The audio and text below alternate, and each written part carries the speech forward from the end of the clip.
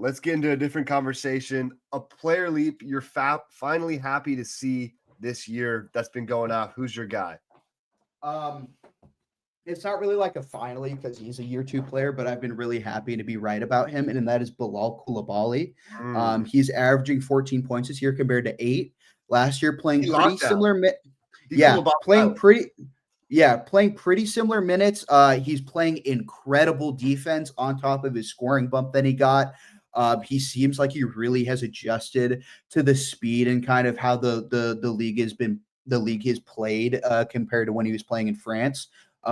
So kind of, not a super flashy pick, but I enjoy watching my guy Bilal, and he's killing it on my fantasy team. So I love like the early season shit. Like when he was averaging like 19 a game, people are like, he's on track to be better than Kawhi and Paul George. You dog. This is why we're doing a podcast slow today. Yourself. We're not doing a podcast 10 games in. We're like, oh my gosh, like.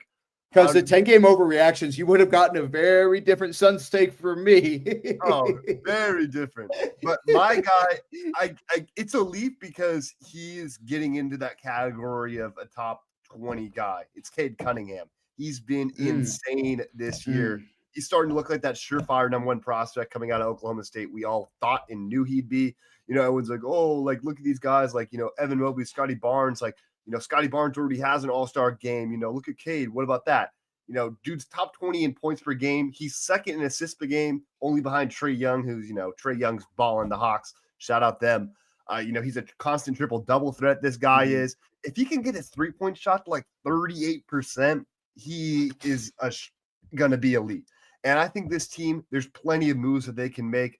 Who knows? I know they're a team that's been talked about a lot in this trade market for the fact that they can bring in salary because they have like one of the only teams with like double-digit cap. I think they have $14 million in cap.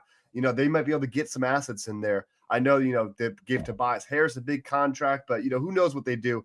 Want to see guys like Jalen Duran and, Jade Ivey's been good this year, had a crazy play that, ended Mike Brown's tenure in Sacramento.